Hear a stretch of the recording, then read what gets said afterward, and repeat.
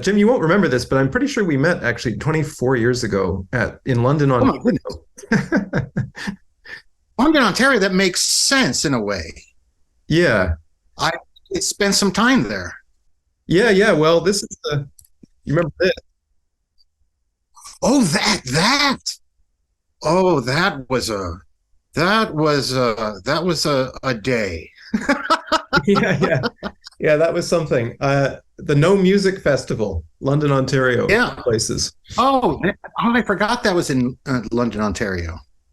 Yeah. That was I was 18 at that time, and I took the bus down to London to hear you play and a bunch of other people, and it was an amazingly strange event to take place in London, Ontario, of all places, which is, famous for being one of Canada's most sort of conservative and rather dull places. And then in the middle of that, there's there's this No Music Festival.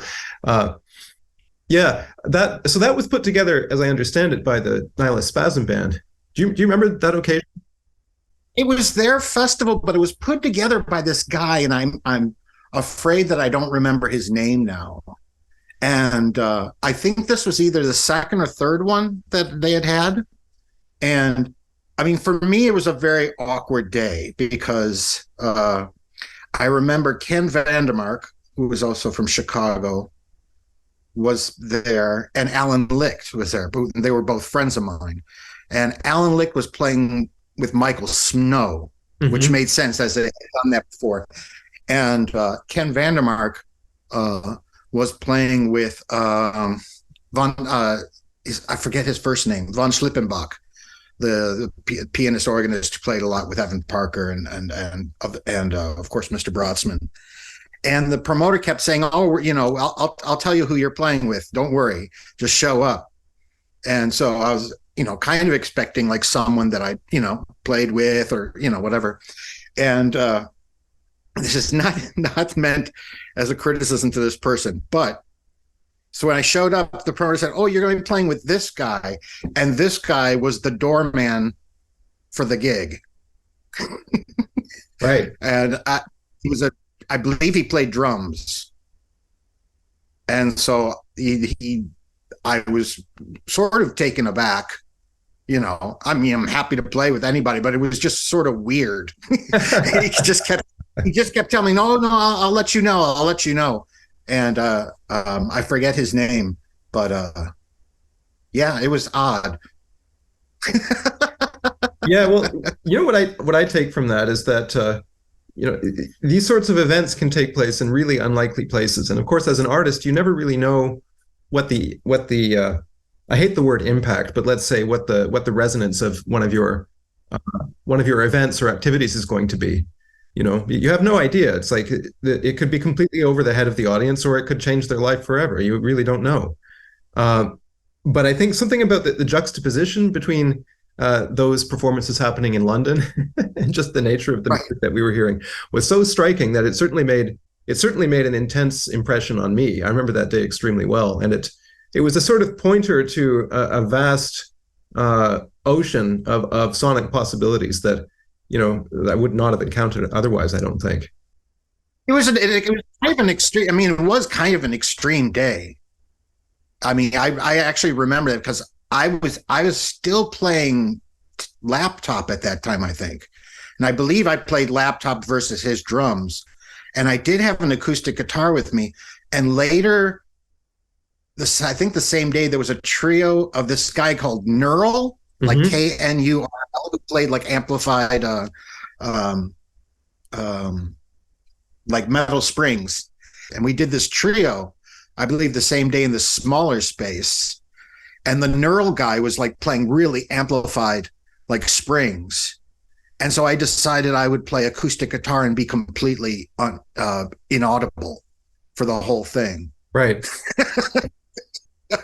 Right. A bit of an asymmetry there. I figure if this is to be I figured that was more in the spirit of what was going on than trying to fight the amplified metal springs. Right. Well, one of the things I want to really ask you about, actually, since you're living in Japan, I mean, I remember encountering Japanese noise music around that time. And I had a long conversation in London with a guy called Jojo Hiroshiga, who I'm sure you know, or do. Yeah, I know. Yeah, sure. Yeah. And the thing I remember was there was a kind of, there's an almost masochistic dimension to that type of music where it was intended to be painful. Well, Jojo is sort of like more on that end of things. Yes. Yeah. Yes.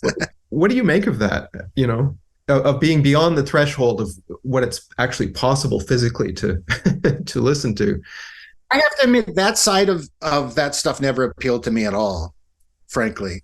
I was never, I mean, I got introduced to that stuff like in the 80s because that was the period where things were still, people, I mean, this is before CDs, and putting out an LP was a really expensive proposition. So most people were still doing things, there was the whole cassette underground that existed in the 80s that kind of also interlocked with the mail art and, Xerox magazines and all that. And what you would do is you'd basically trade cassettes, I mean, people who made cassettes, and you would send them to each other and like, oh, then maybe let's collaborate or whatever. So I was in touch with 3 people in Japan from that world, which of course first was Akita Masami with Merzbow, and then KK Null, and then another man who sadly passed away named Mr. Nakafumi, who was Aube, A-U-B-E. So I was in touch with them in the 80s, because it was not so much because they were from Japan, but because they were some of the more interesting people on the sort of underground noise cassette culture that existed in the 80s. It existed all throughout Europe and America and other places as well. I didn't get interested in that music from the viewpoint of being interested in noise culture, because that sort of is something that I don't mean to say it happened later, but the image of that didn't come till a little bit later. Mm-hmm. I mean, and I connected with some of the people, and the other stuff, I really kind of went with who I thought was interesting, and to this day, I'm still friends with Masami. I actually listened to 2 of his records today. If I was interested in it as a cultural phenomena, what I would have seen it as then, and then what I would see it as now after living in Japan for almost 20 years, would be almost polar opposite. Uh-huh. Not polar opposite, but they'd be very different. I'd be even less interested in it now, probably, than I was then. When you're younger, it is very exciting, to see something like that, hear something like that. But the people who appealed to me, it wasn't so much a social gesture like a lot of it is. Mm-hmm. I mean, to say that my interest wasn't cultural 100% is not true, especially when I was younger. You're seeing these things basically out of context. But even with that music, I was drawn towards very specific people, and outside of that, I really wasn't interested, even to this day. It's just like there's just certain people I think do it really, not to say do it really well. I like their take on it. I like what they do. And it as a form of music in general doesn't necessarily interest me. Mm-hmm. Mm-hmm.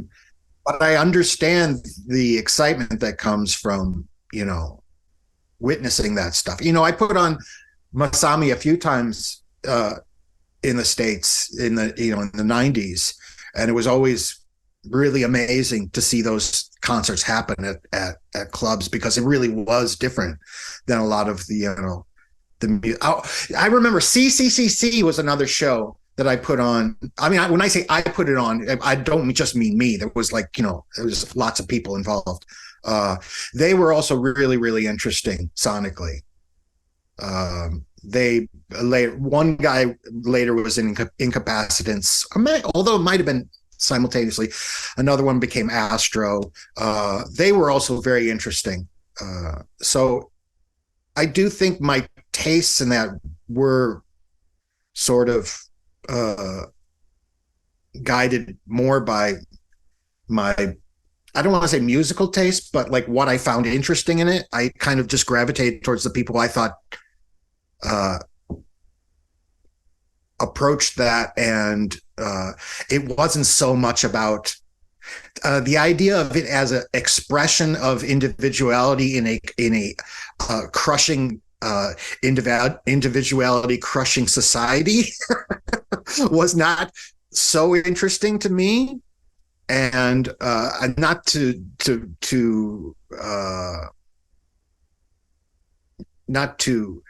what's the word for it? Not undermine, not to belittle what it means to other people, but that element of it didn't interest me. I mean, it'd be like still being like, going, I hate the cops, go to hell, mom, like punk songs when you're old, for some people that's something that lasts forever. For me, it that element, and that is a big part of it. Although, from living here, it's more nuanced than that. But that element never really interested me. But I understand the impact of it. Like someone like Masana really sort of honed that element of it and he's like almost like the Webern of noise in a way. Like a mixer, because he gets it, he goes in and does it and it's done. It's like his shows sometimes were like 30 seconds long, but they were the most fantastically compacted 30 seconds I'd seen. So like something like that I can really respect. That's like Lacanian psychoanalysis, where the patient goes in and it can last for 2 minutes or it can last for 90 minutes, and there's no set time.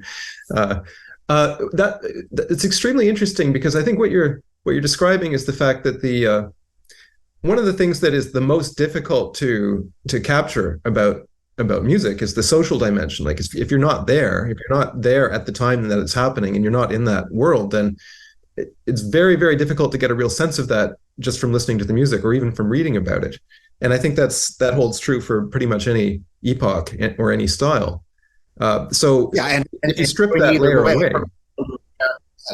I'm sorry, interrupt. No, not at all. If you strip that layer away, then you're just left with the sonic reality, and you don't have that whole context, which can either be, it can be fine, or it can remove something that's really incredibly important from the music. So what I'm gathering is that with the noise music phenomenon, if you strip it from its sort of the social meaning within the Japanese context, then you're just left with the sound, and the sound is not something that was particularly appealing to you.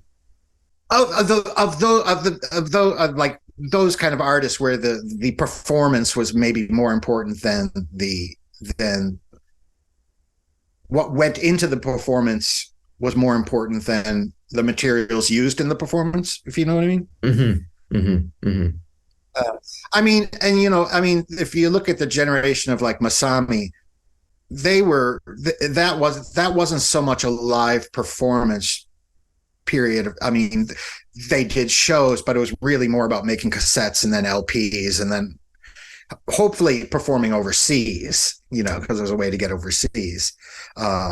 And it did become more, it did become, and also simultaneously, but it did become, there's more of a performative aspect to it, like someone like JoJo with Incapacitants, and to a degree CCCC, it really is, the performance is really, really important.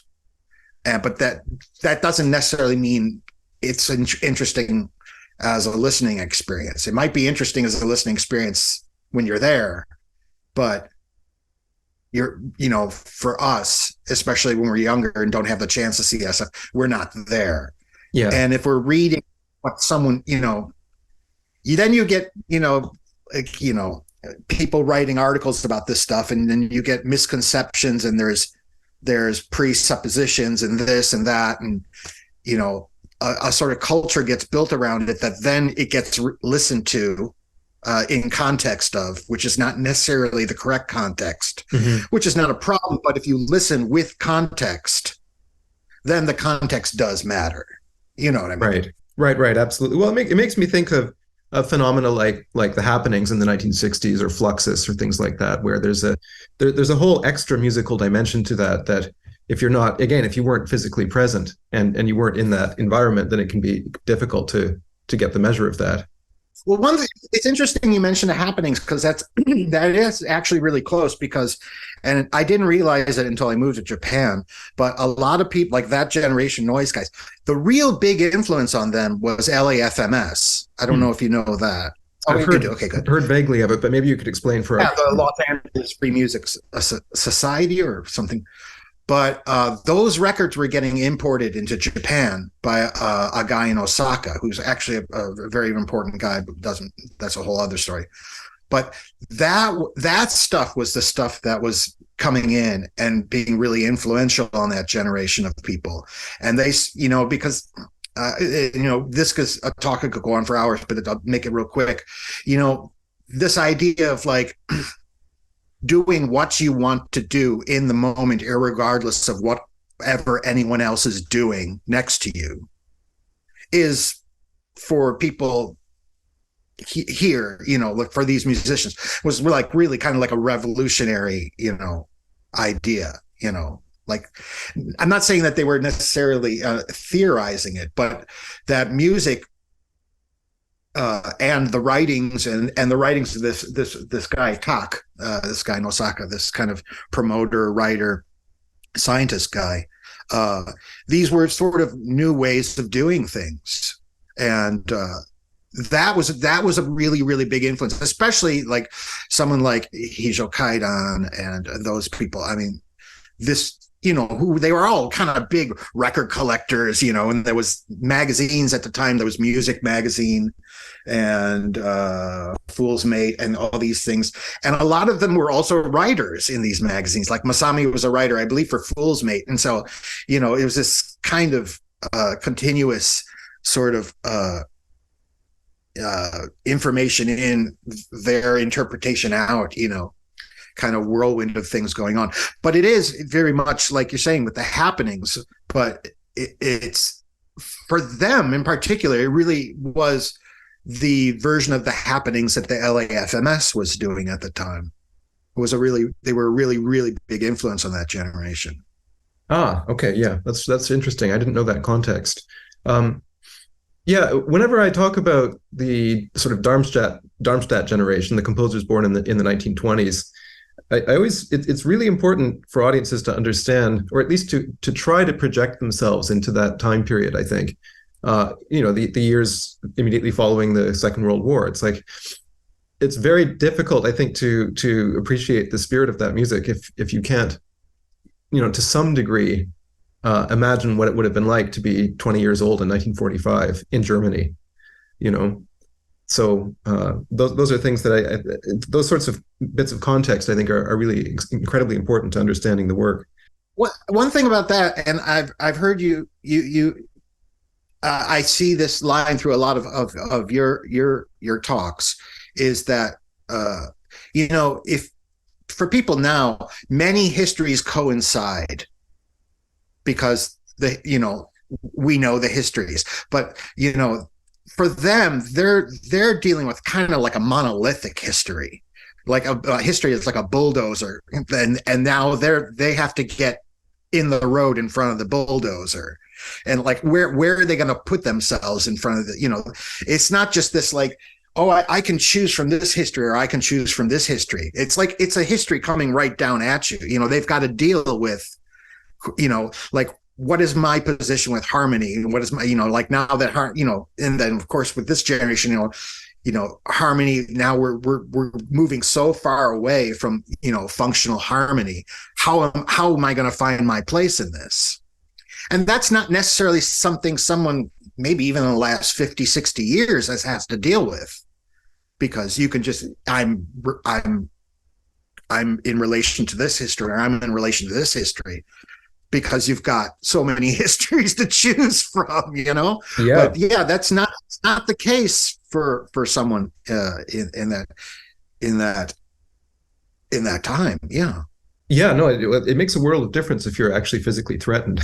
You know, it's I mean, there was that case, because I wasn't meaning literally, but you know, it is sort of, you know, and a composer was a composer then. You know what I mean? Yeah, yeah, yeah. Well, it's not clear. It's not clear what that means anymore. That's for sure. I mean, maybe we could talk about that for a minute. Like, what does genre mean to you now? Because looking over your career, and I've been listening to a lot of your music over the past while. It's totally fascinating to see the various stylistic phases and transformations that you've been through. And I mean, do you think about genre at all? Do you think, like, do you ever consciously set out to produce a work in a particular, not even style, but a particular, let's say, well, a particular genre? Does that matter? Well, it does matter if I want to use it. I mean, it's this is a long talk, actually related to some things I wanted to talk about of something you said. But one thing, which will make sense in a minute, when I was younger and really getting into like musique concrète, much more than in electronic music in general, but especially when I was younger, I was really, really fond of, you know, the French composers like Parmigiani and Ferrari. Mm-hmm. And for a lot of them, they were sort of following on with Schaeffer's idea of like sound objects, of treating these, you know, like the sound of a car door as a sound object. And this kind of relates to what we were talking about before, because this is a new aesthetic approach. It's like, it is not the sound of a car door. It is sound itself. He's sort of trying to take away the social element of it, you know, that part of it. But even when I was young, and it might have been because of other music I listened to, Ferrari's work struck me much more. It's probably because I was like more into film than anything else, especially at that time. I was really, really into Godard. And the fact that Ferrari said, I mean, he didn't literally say it, but his works say it. He doesn't say, this sound is the sound of a car door is now a sound. He says the sound of a car door is a sound, and all the cultural and historical baggage that comes with it. And so he uses that in his music, where a lot of the others don't. You know, Michel Chion is definitely someone like that as well. But taking that approach to it is sort of the same thing when I talk about like genre does matter. When I want to use its history and I want to use the luggage it comes with, and the references that it can make, and the resonances that it can create with other things. In that way, genre is important to me. I mean, almost like it's like an other text on top of it, or besides, wherever you want to go, where you can do non-musical things because you're using the tropes, the ideas, the history of genre. But the idea of wanting to make that kind of music doesn't interest me at all. Okay, because this is really super interesting. So what I take from yeah. Oh, go ahead, please. I was going to relate it exactly to something you said in your because in your video on Feldman's percussion and bass clarinet. Oh yeah, when you were talking about the Boulez Feldman thing, and you're explaining why they have these different points of view. And one thing, I think it's Feldman said it, but you said it too, and I'm paraphrasing, but like this idea of like this music that is using the history and using the forms to be not an example of it, but to become something as opposed to being it. Mm-hmm. And for me, that's a major philosophical important point. Well, that's what James Joyce was describing when he said about Finnegan's Wake, that it wasn't about anything; it was that thing itself, right? That's the basic attitude. Yeah. I mean, in a way, it's sort of like I'm interested in what someone like Boulez was doing, but I'm very self-conscious about it. I like to use that attitude to like basically make like a text that stands outside the work, you know. To me, that's the interesting balance. How can you make something that is what it is while simultaneously having a critical like subtext, you know. I don't know what the correct word is, but for me, that's the most interesting place you can get, is for it to actually be what it's supposed to be, but also have that's a critical distance. I guess this is the correct word. Right. And I think for me, probably the big influence on that was simultaneously seeing like Godard's films, especially Weekend was a big one for me. But also at the same time being really into genre filmmakers like William Friedkin was huge for me. And what's his name? Richard Fleischer. And sort of like these two sort of supposedly opposing ways of doing things are actually very spiritually akin, I thought. And so that was very influential in me when I was young. I maybe couldn't have articulated it that way when I was younger, but that did kind of become Albert Brooks was huge for me, actually. Albert Brooks as well. I mean, the way that his films are what it is, but also simultaneously there's this critical distance that's framing it. That's for me, that's my favorite place. That's what I really hope to accomplish. Well, art is not the domain of success. I think it's kind of if you're looking for success, you're in the wrong field. No, but the thing that I want to connect this back to, you were talking about using the example of a sound of a car door, and the sort of basic philosophical question of, well, it's a recording of a car door, and there are signifiers, and there's a context around that, and it reminds you of things, and there's cultural baggage and so on. But it's also simultaneously just an acoustic object. It's an acoustic, physical event that happened in the world that's been captured. And it always struck me as basically impossible to imagine a scenario where a listener could hear that sound and just appreciate it purely as an acoustic object, completely detached from any kind of any connection or resonance or memory that they might have in their mind. And it's the same thing in composition for me. It's like if I hear a saxophone, for example, or a piano, then those things are not just producers of a particular type of signal or a wavelength or whatever you want to call it, but they're also part of the musical language itself, and the resonances and connections and that they have are part of it, and you can't separate those out from each other. So it's what you're describing is quite difficult, because you want to both transform them and renew them and make them new somehow, while also being conscious of and maybe consciously using in some manner, even if it's only to negate them, those resonances.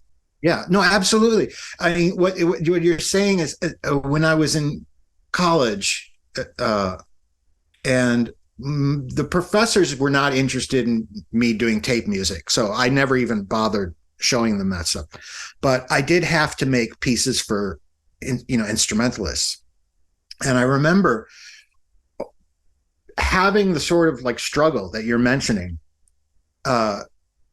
with the instrumental music as well. And all the early things that I did that actually came out, those were all things that I was trying to make these pieces that used traditional conventional instruments. There were like woodwinds, there was this and that.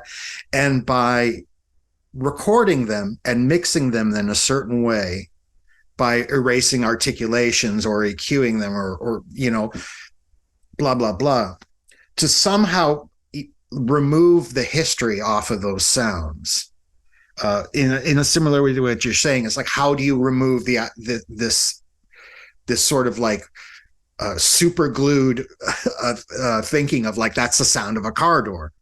It's like, yes, I like the sound, but it's a car door. And I was, because I guess with tape music, because I was interested in using that on purpose, and a lot of the tape things I made then were very sort of, I forget the French phrase, but they say cinema for the ear. But with the pieces for acoustic instruments, which really were tape pieces, because I recorded them and then it was mixed a certain way. This is like tamper and all that old stuff that I did. That was my way at that time of trying to find a way. I mean, now it would be a sort of probably a popular way to say is to claim back the sounds, but that wasn't really what I was thinking of. It's like, how can I use a clarinet and it not have all this baggage with it? How can I just get back to the supposedly the color of it that I like? Mm-hmm. And I remember simultaneously at the same time, one of my professors, who was more in that school of like, using Babbitt and things like that in order to have like very easy to adjudicate lessons and tests. He would not go with me at all about sound color. He said it just wasn't important. He even talked to me about how some then students of Babbitt had theories about how even sound color can be serialized, and I was like, whatever. And we were looking at, it was a Stravinsky piece, and I think it might have been the Ebony Concerto. I forget which piece it was, but there was one part, and I was like, no, look here, this part right here. This is being played on a bass clarinet. It's not in the usual range of a bass clarinet. It's a regular clarinet range. And he's like, so? And it's like, that's because he wants that color there. And he wouldn't go with me on that. I mean, not like I was being smart or anything, but it's just like, these choices, they have meanings, beyond just the color. Of course. Yeah, absolutely. Absolutely. It's funny what you say about Babbitt, actually, because I was just in London and I happened to meet Eric Weinstein, who's an American philosopher and intellectual and public figure. Yeah, and we were talking about music and contemporary composition, and which is something that is weirdly just completely absent from intellectual circles right now. It has been for a while, but he's one of the few who's actually aware of it and listens to a lot of interesting things. And so I wanted to get his opinion on this. And he immediately started talking about Milton Babbitt as being an example of why it was difficult for him to be interested in contemporary composition. And that was so interesting to me because in my life as a composer, Babbitt is really a marginal figure. I mean, extremely marginal in the sense that he's never been central at all to any of my interests. And I think a lot of what he stands for is a relic of a time that is behind us, which is not to say that the work is never interesting, because he did write some maybe not in some universities, but yeah. Sorry. But it's just so funny that that he's that whole sort of attitude, that sort of academic 1960s 70s American attitude towards composition is so prevalent in the public mind even today, 50 years later, when it's in a broader cultural sense, it is extremely marginal. Well, I think because at that time, that stuff was still being written about in regular newspapers and would occasionally be on TV. So regular people were exposed to that stuff, whether they wanted to be or not. And I don't think that's the case after probably mid 80s, late 80s. Then that culture disappears completely from the regular, cultural discourse, Yeah. But hell, I remember as a kid, even I read in the paper about these guys, and there was concerts. So it's understandable that that they have left like sort of a shadow, because like no one, not really anybody has sort of occupied that space since. This is interesting because what you're describing, I think, is there was a kind of legitimation and a public familiarity that came about because of the fact that the New York Times and maybe Time magazine and a few other outlets were writing about this stuff, which of course nobody does now in the mainstream press. And now that that's gone, do you think the entire thing is just kind of sunk underground? Like there's no longer any kind of public face of composition, of experimental or exploratory music?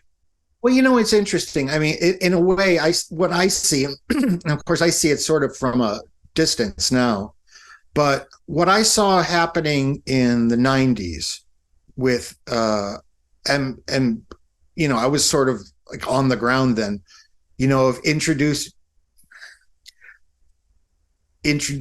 do you say it? Like when I was working with Tony Conrad, one of the smart things he did was to say, okay, I'll play in a rock club. I'll do this in a rock club. You know, I don't need to do it at concert hall, you know, or whatever. And what happened there in the mid 90s with a lot of that kind of music and experimentalists like him or Phil Nieblock or others deciding like, I can do this stuff outside of this world. I think there's people out there who will be interested in this, who are not of this world. And you had a lot of people successfully moving out of that world and finding a new audience outside of what you would call, you know, the new music world. And I think that's happening again, actually, to a degree. I think you have people who are not coming from the world of new music who really, I mean, you see it a lot. I mean, you see it with the resurgence of Julius Eastman's work. That came complete. Well, I don't want to say Mary Jane Leach, of course, did a lot of work, but it basically, he came back outside of the world of new music. It took people outside of that world to introduce his work again to people. And I mean, I think there's a lot of composers now who actually have more fans outside of the world of new music than inside, more so than I think they know. Like someone like Georg Friedrich Haas or Sciarrino, or I mean, these guys have lots of fans, you know, outside of the world of new music. Mm-hmm. But it's probably more of a private thing now, more than people just get into it on their own and don't necessarily go out there and write about it or you know, I mean, of course, like, you know, Roland Kane, the work I'm involved with a lot, you know, I mean, it's still to this day, you know, the bulk of his fans are people outside of the world of new music. So I've seen that happening in the last 10 years, and I think that's a good thing. I think it's a positive development, and it fills me with optimism for the future, actually, because the thing is that the new music world is like this. It's small and it's narrow, and part of the reason for that is not necessarily because the people are narrow, on the contrary, but because the structures that make that world possible are extremely the situation. It's like if you actually look at it from the outside, it's absurd. It's like you would, you know, a piece might cost 20,000 euros to commission, and then you spend 6 months to a year writing it, and then there's 50 people in the audience, and it's like, at a certain point, that arithmetic just doesn't really, you know, it's not indefinitely sustainable. So that sort of leads to a situation. Sorry. The amount of people that you really have to depend on to make it happen. Yeah. Which is just because of my character, why I never really went down that road, just because of basically making someone else do something for me is like kind of a game. What's the word for it? Game breaker for me. It's just the Irish guilt will not let me do it. That's why I've almost done everything by myself. That's probably why I've made more tape music, electronic music more than anything else, because I don't feel guilty about making myself work. But yes, that world is so difficult. And this ties into it, but it's a funny story. Someone I know in Japan, I was playing them a lot of no-no, and they were saying, like, they were starting to get into the music, but they're like, why do they always have this soprano? You know, why is it always I was like, because they paid for the piece. There's that element too that's really kind of lost on a lot of people. Like a lot of works happening. It's like, oh, why is it there? It's like these are the people funding the pieces, and that's why you get a lot of this or you get a lot of that. Right. There's the element as well, but that's kind of hidden to most people. This whole like economic, political, like kind of like twister game you got to play to get anything done in that world. Yeah. Well, it's like trying to jog through a pool of molasses. It's you're constantly being thwarted by these sorts of extra musical considerations. And I suppose you could argue that to a degree that's just life, right? Because you always have to deal with obstacles and problems. But yes, but it's magnified in a way that's it's a lot more time and a lot more money. Yeah. Would you relate that at all to being in a band? Is it similar to that in a sense, where in terms of constraints on your creative freedom and what you're able to do? Well, when I've been in bands, I kind of go in a different mode.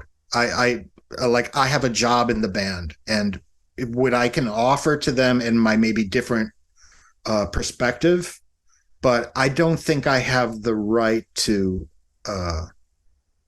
impose what I think on top of it. It's like I really kind of do go into another way of thinking. I don't go into another way of thinking. I just think I don't have the right to do this, and I don't have the right to do this in this situation, but I can learn something from this. And I can hopefully learn something that I can use myself and get experience.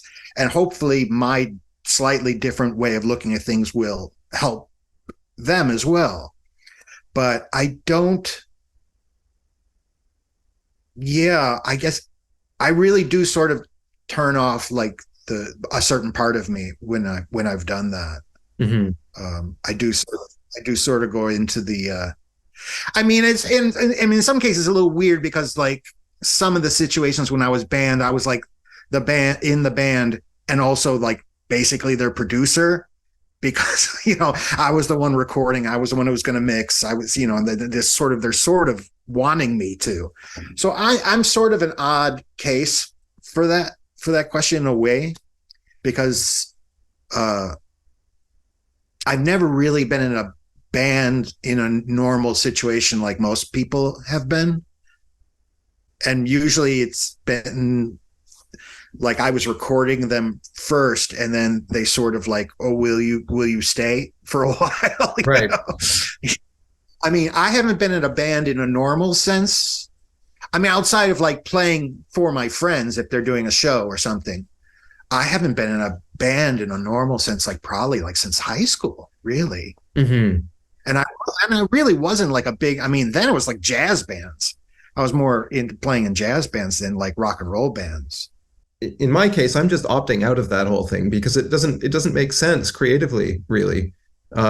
It's too constraining. And the thing is, there's a much larger world outside of the new music world, and there's a surprisingly broad range of listeners also who are interested in all kinds of things once you step outside of that framework. And so that's been quite interesting for me to observe. And I'm seeing a lot of younger composers and musicians arise who are making work that is impossible to categorize and doesn't really slot into any particular, what would you say, any particular context or mode of distribution or anything like that. And to a degree, I think what you're doing now also with your Bandcamp page, it certainly falls under that rubric, because it's like you're responsible for everything, the entire chain of production, from the conception to the realization to the distribution. And it's like the technology now exists for someone like yourself to do that and for that to be sustainable. And that's amazing. It is what you're saying, but it also is in a way in opposition to the old way. I mean, one of the things that was really appealing to me about Bandcamp when it started was this idea that I can make something, put it up there.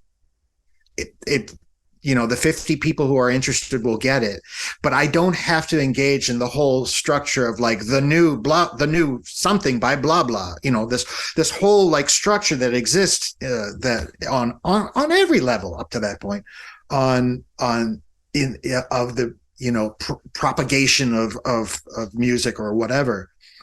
The idea that you could just very quietly make your stuff, put it up there, it's there for whoever wants it, and I can walk away and start the next thing, because the idea of making something and then it's done and you want it out of your life, but it's got to stay in your life for the next year. Right. Being able to like just shed that is fantastic. Yeah. Well, I can completely understand that. Yeah. I mean, one of the things that maybe you can relate to this that I found extremely difficult is having to talk about the work afterwards.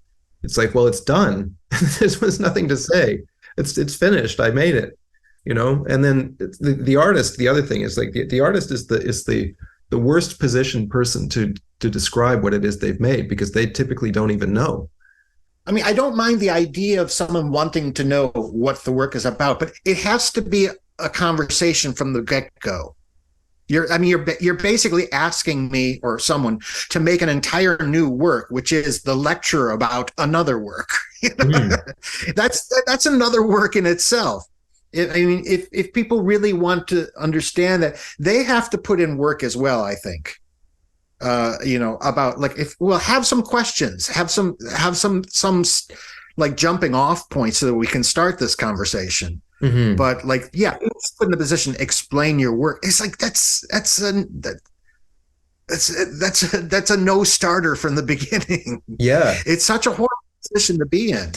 That's also something that was quite characteristic of the new music world in the 50s and 60s with things like Die Reihe, which was this, maybe this magazine that was published, edited by Stockhausen, that had often quite technical and complex articles about what composers were up to at the time. And so the composers would not only produce their work, but then they would have to go and write, a whole dissertation about what it is they were doing and explain it to other people. And in some cases, they were writing entire books about their processes and their techniques. I was thinking in some cases they probably enjoyed it. Yeah, I'm sure they did. Some of those guys really enjoyed that. I'm sure they did. Yeah, but that seems to have largely vanished, though. I don't see a lot of younger musicians engaging in that kind of critical auto-reflection or anything like that. Maybe partly because it's not clear who would actually read it. That's true. I mean, the funny thing is, of course, like more than ever, it's easier than ever to do this, but maybe it's just people don't have the time. Yeah, I would love. I just saw there was a video just pop. I mean, it's almost a month older now, but I hadn't seen it. There was a video that came up of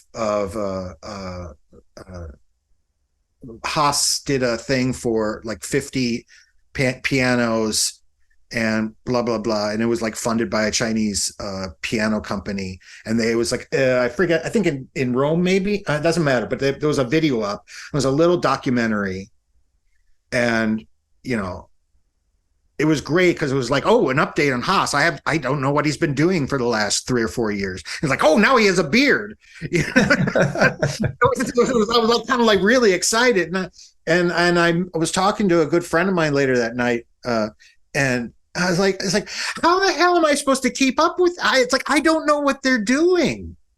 Like these composers who work, I like, it's like, I can't approach them this. I mean, I can in a certain way, I can like get whatever new record they have coming out, but they don't put out records as much as like, other artists that I like, like of course there's a new Merzbow record, every week, and I'm getting it. But like, what has Sciarrino been up to for the last year? I want to know.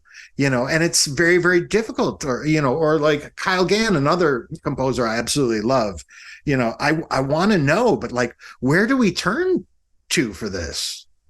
Yeah, no, I totally understand that. I think part of it is that the new music sort of ecosystem is heavily institutionalized, and so a lot of the audiences for, let's say, a new composition by Lachenmann or whoever it is, they're audiences that are going to attend a festival, and the festival will be a week long or something. And in a sense, like, to a degree, this is a slightly cynical take, but to a degree, the names on the poster are interchangeable. Like, to a degree, it doesn't matter that much if it's Haas who's being played, or Stockhausen, or Sciarrino, or whoever, because the people will be at that festival regardless. And a lot of the new music world is sort of like this, where the structure is first, the infrastructure comes first, and then the art comes second, in a way. Absolutely. But that sort of social dimension that I think is really primordial in more experimental musical traditions, or in the pop or the rock world, is kind of not there in the same way. So it's like, yeah, you're not going to find out about the new Haas composition or the new whatever it is. You can choose the name of a composer because it's going to be premiered at a festival, and it's like you'll be there if you have a vested interest in attending that festival. But otherwise, like, what is the cultural organ that will allow us to hear about this and have it filter into our lives? It's kind of not there. Yeah, I mean, just because I'm obviously a record dork, I wish they would just start putting out more records. I mean, I understand in that world, it's actually, because of various things, it's it can be very, very difficult to, it's difficult enough to get your piece played. And then you got people popping out of nowhere telling you, no, you can't use the recording of it, or this and that. That's a whole other thing. So I know there's a difficulty, but if there was just a slight change in attitude, regarding that, I really think not even, hell, start putting stuff up on Bandcamp, for Christ's sake, Yeah, well, there's a generational thing there, though, right? Because the composers born at that time, it's like the German radio orchestras would take care of that, or the RAI in Italy, or Radio France. It's like there were structures in place whose entire role was to facilitate that. But the problem is those structures are kind of they're not as robust as they were, and they don't have anything like the communication ability that they may have had a few decades ago. So, but I think the younger generation, again, is a lot more sensitive to this question, and they're much more inclined to put out records and to be responsible for creating an organic audience around their work. So that's the thing that I'm really optimistic about. Yeah, I completely agree with you. I think it's going to get better from here on out, but I wish there was something like that for the generation of Lachem and Haas, Sciarrino. It really, for me, is a shame. It's a huge problem. It's like Kurtag, for example. Well, Kurtag's in his 90s. So it's like, you can go easy on him because it's a different generation. But he made this amazing opera on Endgame by Samuel Beckett, and it's like if you weren't able to travel to La Scala to hear it, then it's tricky, and there isn't a widely available recording, as far as I know, of that piece. And so, yeah, no, there are lots of things like that where there are extraordinary pieces that you had to wait decades in some cases to hear a recording, or maybe there still isn't one. There's a Frugal piece, called La Terre est un homme, which is one of his amazing orchestra pieces, and there was no recording of that for like 40 years. I mean, I know from my very limited experience of dealing with like national radio for getting recordings, I had an orchestra thing maybe 8 years ago, and it was performed. I don't want to give away who it is, but it was recorded in a country, and it was recorded because it was broadcast on radio, and it's not long. It's like 10 minutes or something. And so I contacted the national radio contact that the conductor gave me, and I was like, oh, can I get a copy of the recording? I live in Japan. I couldn't hear it. And they sent me back a mail saying there would be no way for us to send a file that big. Sorry. So I made an empty recording of the same length of the thing I made, like just an empty audio file. and I sent it to them by WeTransfer, and I said, "Here, put it in this." Very curious way of saying no. Yeah, definitely. I want to connect back to something you said a minute ago about like the things that you're putting on Bandcamp, and you're talking about how, it's like there might be 50 people that are interested, and you can put it up there, and there's no middlemen, and there's no obligation to do any of the, jumping through hoops that is usually associated with putting out a record. What is the proper relationship then between an artist and their audience in that situation? Because the pianist Glenn Gould had a phrase that I really liked. He said that the relationship between the artist and the audience is a 1-to-0 relationship as far as he was concerned.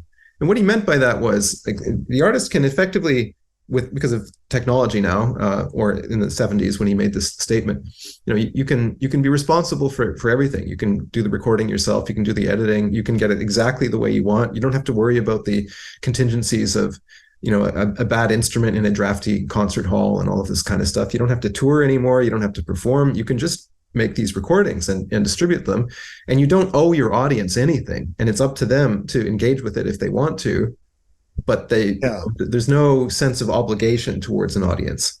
What would you say about that?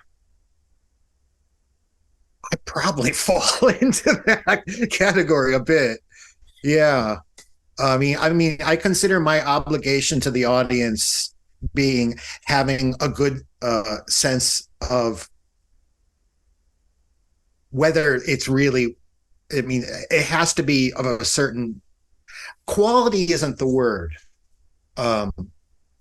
Knowing what is something that you learn something from by making it, great. It doesn't mean anybody has to hear it. Just because you made something doesn't mean everyone has to hear it. And that's something, luckily, a lesson I learned by an embarrassing situation when I was very young. I think I guess you could consider an obligation towards the audience. I mean, it's an obligation towards yourself if you have that attitude, but I consider that an obligation towards the audience. And I feel I have an obligation to the audience to getting better and working harder. But in terms of like outside of that, I don't, I think I'm more like that now than ever because of that period in my 30s where I was like in a rock band and I did have to deal with the public, and it freaked me out. Of course it's a different context, but it's like this is not for me, so, but that's a separate thing. That's like more why I sort of edged more and more that way. But like aesthetically, yeah, I mean, I see what I don't disagree with what he's saying. I'll flip it now because, and it might sound like old man talk, but one thing I see now with it doesn't matter what kind of music it is, but I'll see somebody makes a new record or something, and they'll go on like Twitter or whatever and say, my new record's coming out next week, and they'll say things like, if this is my best work yet, I'm so proud of it. And I cannot for the life of me understand how someone can say something like that. Like, I know I'm reading it in a way that they maybe don't intend, but like the lack of humility and like strikes me as so incredibly odd. Mm. And I'm relating this to what we're talking about because to me being a cipher is actually really, really important. Like me as a person, me and my like is not really, really important to the work, what I do, because what I do is the work and it's in the work. I don't want to be part of the equation. Right. Really. Yeah. For that reason, I'm kind of not extremely, but I'm very not, in the public, Yeah. I mean, I'm there, but I'm not. I don't engage with it really. I don't have a website. I mean, I really, I don't tour. I don't. I like making the work and putting the work out there for the people who are getting something from that work, are interested in that particular aesthetic line I've been going down. But this idea of your work being almost like some dove you let out into the land, it's an expression of yourself, is so alien to me. I don't understand. A couple of thoughts about that. There's a hilarious interview with Brian Ferneyhough where the interviewer asks him if he's proud of his works, and he responds, "Well, I would rather hope that my works were proud of me." I would. I always loved that. Yeah, I think I can kind of understand the impulse behind an artist coming out and saying, this is my greatest work and I'm really proud of it and so on, because I think a lot of people are coming at the assumption that nobody's interested, so I have to find a way to generate interest, and that's kind of the easiest way to do it. Maybe is to say, try to make a high claim for it as being, a particularly high value production. It's totally clumsy, of course, but then again, most artists, in my experience, there's a blanket statement for you. Have a really hard time communicating, and they have no idea how to do it, like no clue whatsoever. So you could say, well, the easiest solution to that would be to just stop communicating and just do the work and put it out, and that would be that. But I think it is a dilemma for a lot of artists because they genuinely have no idea how to communicate what they're doing. No, I definitely understand that. It's just that way of dealing with it seems a bit extreme to me, but I know that has a lot to do with my upbringing, like really strict, like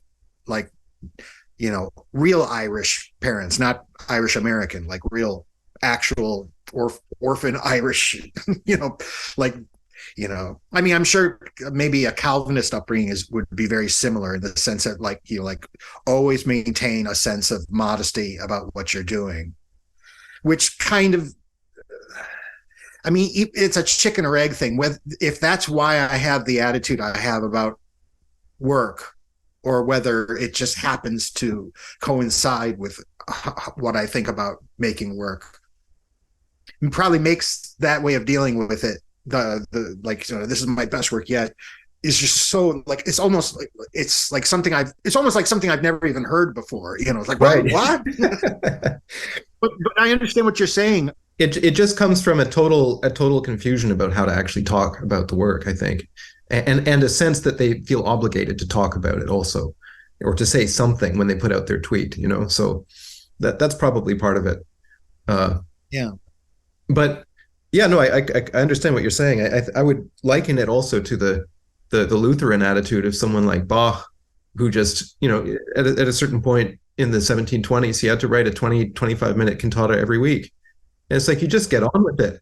You just get on with writing. You don't spend the next 3 weeks telling everybody how fantastic your cantata is.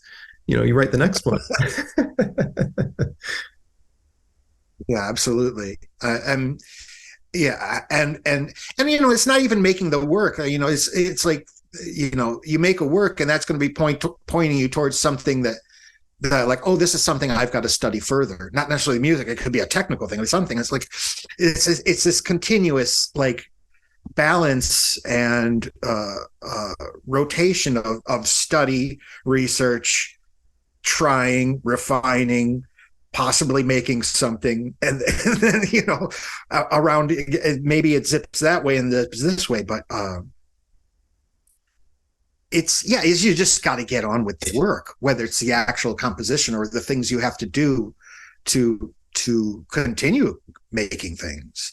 Right. Well, that is what you are supposed to do. I mean, we are supposed to work. I probably share the same work ethic as you in that sense. But I mean, well, what's the alternative, really?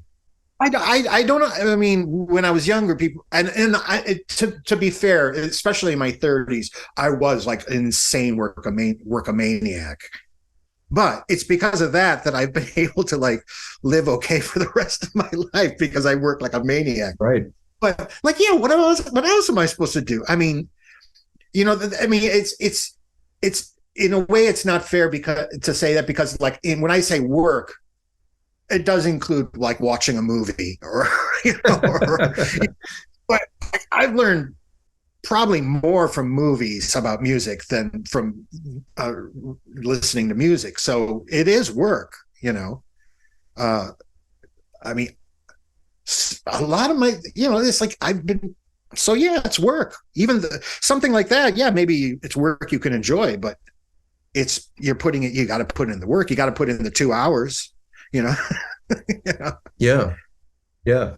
Just to respond to something you were saying there, that you were talking about this continuous cycle of research, trying to make something, trying maybe to improve on something that you started last time. And it strikes me that, and maybe this resonates with you, that when you make something, there are always dangling threads. There are always things that you haven't quite gotten to the bottom of, or that maybe you've started to look into, and maybe the next piece can be a chance to delve into those things in greater depth. Do you find that? I mean, is that one of the things that motivates you to keep going and to keep making new things? Absolutely. I mean, and sort of an important opposite side of that is that I think I fell into that trap so much, but definitely when I was younger, you'd want to make it perfect. It's got to be exactly this. As soon as you fall into that trap, you've basically stopped, because for various reasons, unless you're slightly sociopathic, you're never going to really think that it's perfect, And if you've created a loop like a feedback loop for yourself, where you're not done or you're not finished until that happens, you're not going to progress at all. And the reason is because you're not accepting that the act of making things and the act of then moving on is exactly what you just said. You have to accept those dangling things. There has to be you have to, at some certain point, it does what it does. It does what it's supposed to do. It's telling me to go this way. I'll go there next time.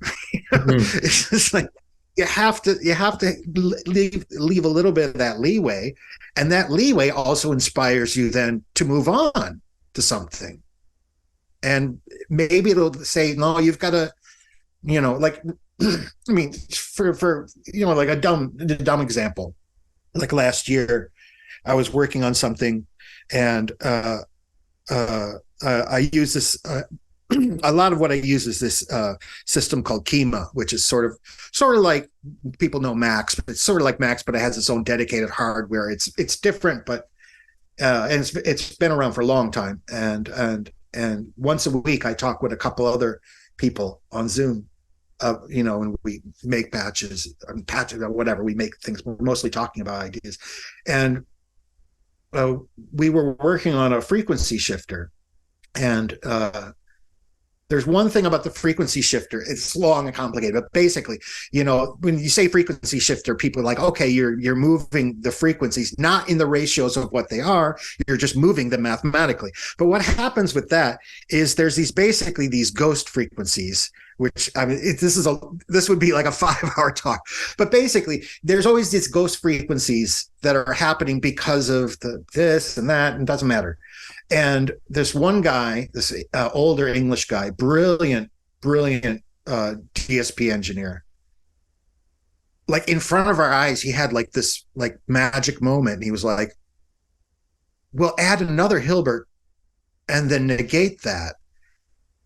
And like, I mean, I know that doesn't make sense, me saying that, but it's like, it was like so brilliant, so simply brilliant. But like, so like mathematically, it was crazy, but it's like, of course. And then like in a couple of minutes, we all like sort of scrambling, building it on our things. And that was so inspirational to me. Like, just like, it's like, he made me look at this from another, and all of a sudden, like I saw, a whole new world that I didn't see. I mean, and it's really even like back when I would like, mixing bands records, like if I would go into the other room. I'm like, okay, the drums sound good. I'm going to go next door, and I'll go next door, and things would catch my ear that I wouldn't have caught in there, and then it's just kind of forcing yourself to be in a different situation, a different standpoint. And that's what's great about leaving those things hanging, is because it's something for you to cling on to. And maybe it's like, okay, I'm going to start with this, and maybe you won't start immediately. Maybe you start a little later, and your perspective changes on that, and you find a whole new way of looking at it. So, but if you don't leave those things hanging, you finish the thing, go, okay, what's next? And you think you're looking for like a giant thing coming down the road for you, instead of like taking advantage of this one tiny thing that is exponentially become more interesting to you. But there's all this AI talk now and blah, blah, blah. We won't get into that. But I've been fascinated for a long time with artificial life, which was this other sort of way, scientific school of thought. That's a whole thing. But like with a lot of that stuff, it's like you just take one little thing and exponentially things grow from it. And you have to believe in the ability for that to happen, which is why I think what you're saying is really, really important. You have to leave something for for yourself when you're done, Yeah. Well, you were talking about the influence of different filmmakers on your practice as well. And you mentioned Godard as one of them. And one of the things that I took from Godard is that there's this high degree of contingency that's baked into the film. In other words, this is the way the finished film is, but it could have been this way, it could have been that way. You're very aware of the fact that there's a degree of improvisation that's happening, that he's obviously not, formulating a master plan and then sticking to it exactly as he's going along. And there's lots of room for momentary flights of fancy and momentary glimmers of spontaneous invention in that process. And it makes the films just sparkle with vitality. They're so much fun to watch because that, well, he could have done it 10 other ways. But the thing is, he may, because that film is existing in the wider cloth of all of his works. Yeah, exactly. And so that to me is extremely exciting, and it's something that I always, when I work with students, I encourage them to think this way, to try to build that kind of spontaneous decision making into their process, because it's very easy for artists to get caught up in this idea of perfectionism, as you say, and as you talked about when you were younger, and it doesn't it doesn't actually make the work any better, interestingly enough. All the things that I'm kind of like not embarrassed about, and kind of like I'm kind of like, how the hell did I think that up? I don't remember thinking it up, so obviously I didn't intend to think it. Like the only things that I'm like sort of like, yeah, that's not bad, are things that like I really don't know how I got there, and it's probably via something else. I can't think of anything that I've done that I don't feel embarrassed about, that was like, I really kicked ass on that one. I really shaped it into, there's always the element, something happened. Well, see, that to me ties into the romantic attitude of artists like Mahler or Schoenberg, who would have claimed that the work was coming through them, but it wasn't a result of their individual agency. Mahler used to talk about taking dictation when he was writing his symphonies. It's just, there was this music that was out there in the ether, I suppose, and he was like a radio that was simply receiving it and transcribing it. And Schoenberg thought of it that way as well. And I had a conversation a couple of years ago with Eun Suk Jin, the Korean composer, and she said that when she finished a big piece, she would sort of look back on it and not be able to remember having even written it, or not be able to remember the process of writing it. And she said it was sort of like she had been in a trance the whole time. And I think what's interesting there is a lot of great work comes out of situations where it's not necessarily you that's driving it somehow, but you're in a state of receptivity, something like that. Does that resonate at all? It's not that I don't believe that they don't believe that, and not that someone can feel that they were guided, but I tend to think that what that is getting lost in the work.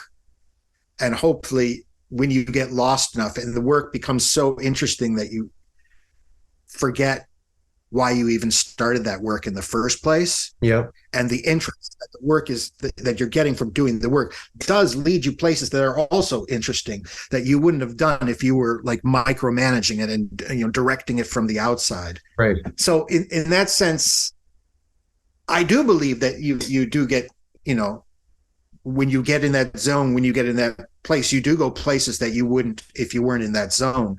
I just don't think of it as being guided by, artistic, like, I don't know, fairies or whatever. The three muses or whatever. But I think it is the same thing. I think it's the same thing. I probably don't have a romantic bone in my body. Maybe,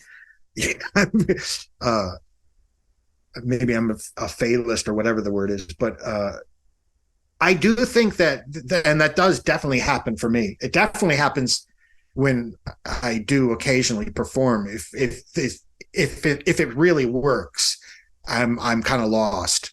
Mm-hmm. Not lost in the music. I'm kind of like lost in the work.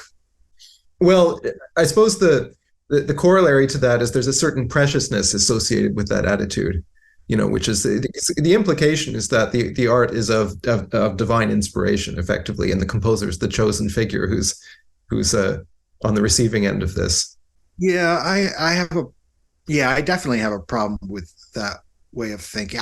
But I never believed in it, So it's not like been a big problem in my life, because it's just like because it wasn't something I had to fight against, because I didn't believe in it, and I didn't work with anybody who believed in it, and I don't work, so, and I mean, if I had stayed in academia, I probably would have been banging my head against that constantly, I'm sure. Or if I stayed in certain worlds of music, I'd encounter people like that more, but I haven't.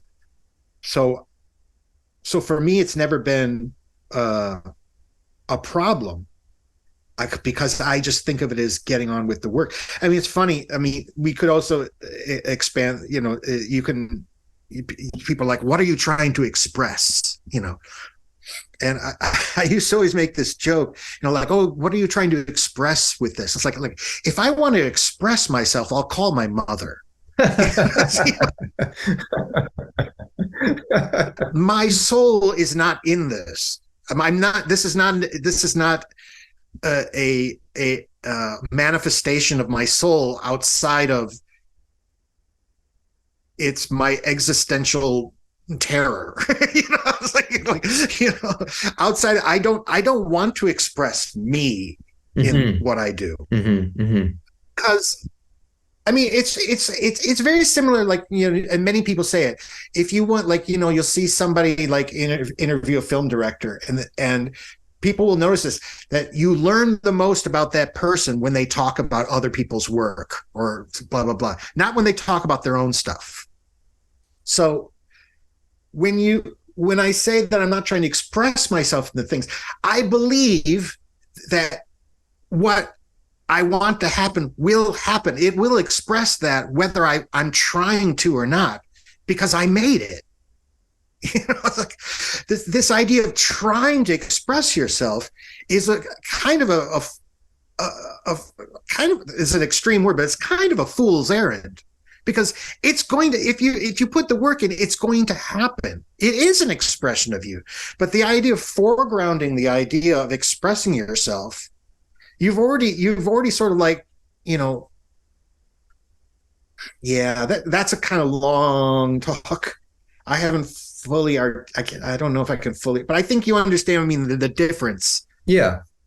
Oh, definitely. The thing is, I get asked all the time about whether I think that music is a language or not, and that's a related question to me. The question of, like, is music a language? Is it a universal language? And the answer, of course, is no. It's not a language. It's maybe metaphorically a language, but it's obviously not a literal language.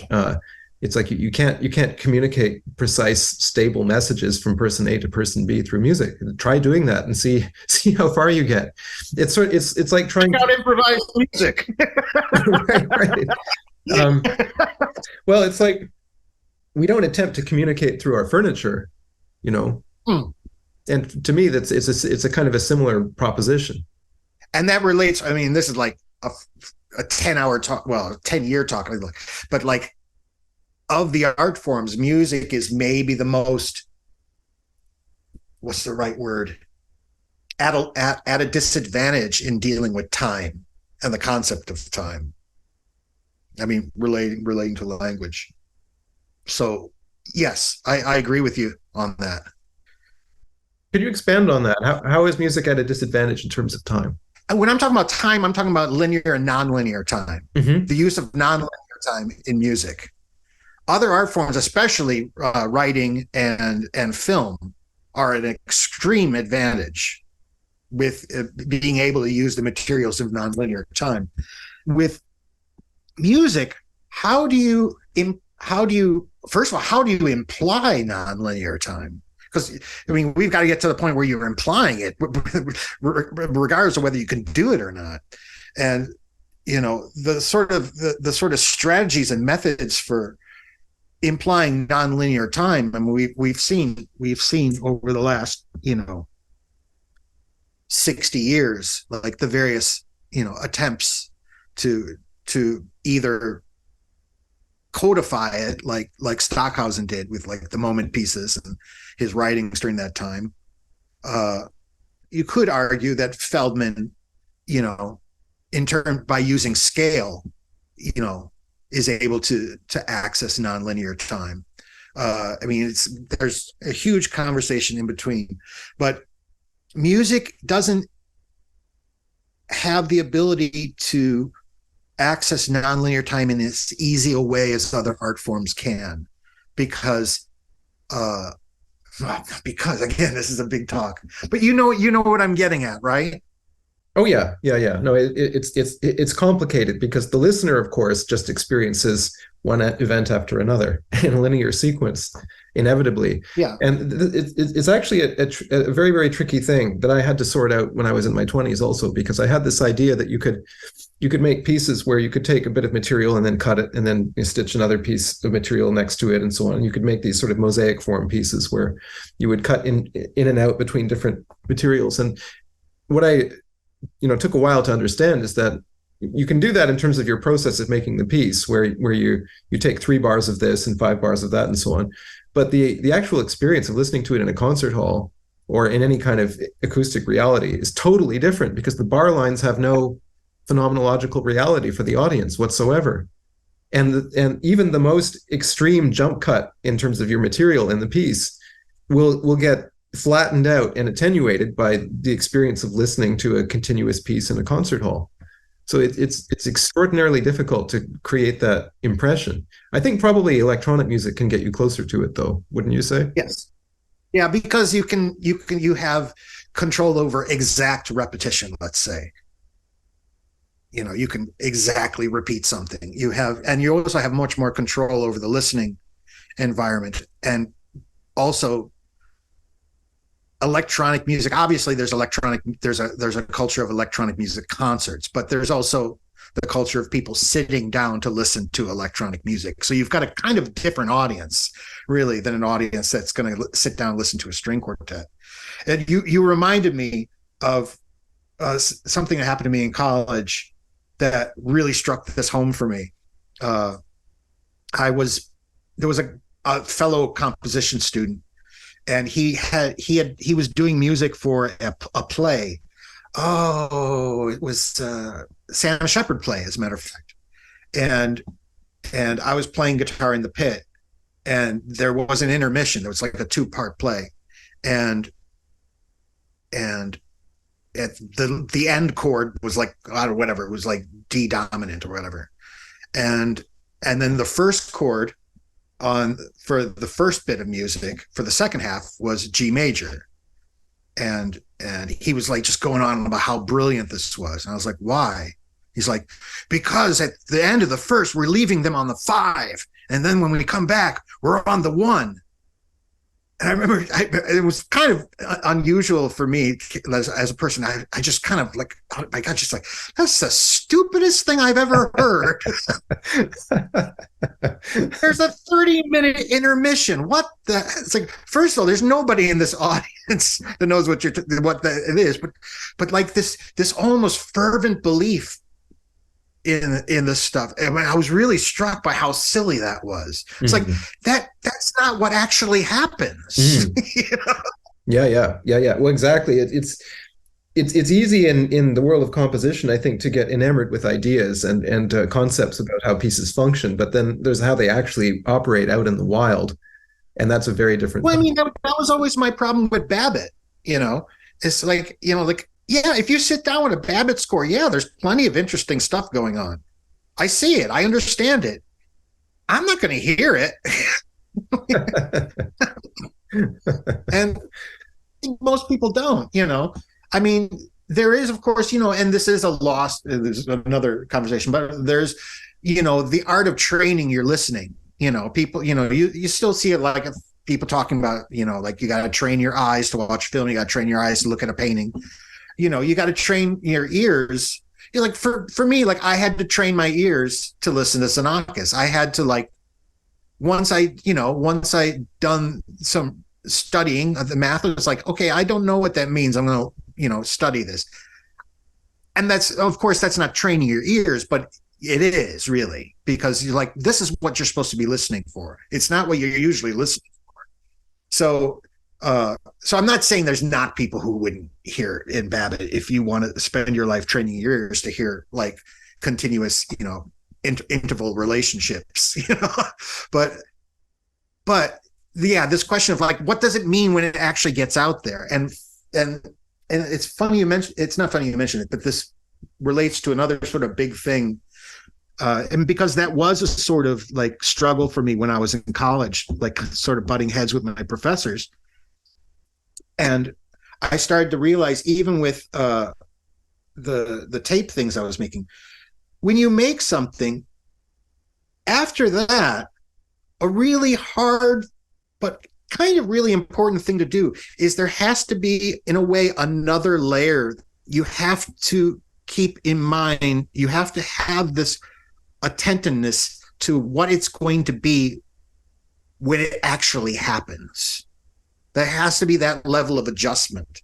It's not like making a bridge to the audience. It's being aware of like what is actually going to happen. Be always aware of that. Yeah, I think that is so important. It relates to a statement that Roland Barthes made in Writing Degree Zero, which I think is quite interesting. He talks about that we have these very odd expectations about material goods when they're marketed, and you see a newspaper advertisement for a pair of jeans, and it's this perfectly pressed rectilinear object that's exactly, you know, it's brand new and so on, and we get the idea that that's the essence of the object. But in fact, the essence of a pair of jeans is, according to him, is when it's flung over the back of a chair and it hasn't been washed in 5 days. And he says the essence of material objects is the way they turn into trash, and that's where we actually meet them. You know, that's the actual level of the encounter. And it sort of relates to what you're talking about with the composer, you know, carefully putting all of these structures into the score. And then, of course, you know, what do we actually encounter in the real world? It's not that. It's like, you know, if you're phenomenally lucky, it might be 1% of that. And then the rest is well, we're getting into issues of phenomenology, I guess, basically, but yeah, that's a fantastic analogy that you brought up. That's fantastic. I should read more. No, that's very good way of looking at it. That's really interesting. Yeah, I agree with that completely. That I mean, for me, being aware of that, I mean, it's not necessarily like, you know, you've got to, if you don't do that, it's not good. But for me, I always have to be aware of that. I'm always, I mean, that's the point where I decide, that's the point where, like, kind of like what I was saying earlier, that's the point where I decide, okay, it's okay for someone else to hear this. Mm-hmm. If it doesn't have that, it's like, now I learned something from making this, but like, it's not for someone else. It's just a life experience. I got something out of it, but that element of it, that consideration of that element of it, for me, is kind of vital to that, taking that step of saying, okay, it's okay for anyone else to hear this. Yeah, I think the understanding that there's going to be a misunderstanding has to be built into it somehow. I mean, I remember vividly when I was probably 16 years old, sitting on a milk crate in my parents' garage, listening to a cassette tape of Trout Mask Replica for the first time, and it's like, that completely blew me out of the water. Of course, I didn't understand it in a sense, because it's like, you know, it was something that had happened 30 years previously in a totally different context. And I understood aspects of it, but I certainly had no clue how that was made or the process by which they actually recorded that thing. And what you're sort of left with, I suppose, is your impression in the moment, your misunderstanding of the thing. And, you know, it's like, that is, to me, infinitely preferable to a cultural world in which we're forever having to educate our audience and pontificate and explain to them what we've done and hope that they understand on our terms what it is that we've tried to make. Something like that. I mean, something like Trout Mask Replica, it worked like that for you when you first heard it.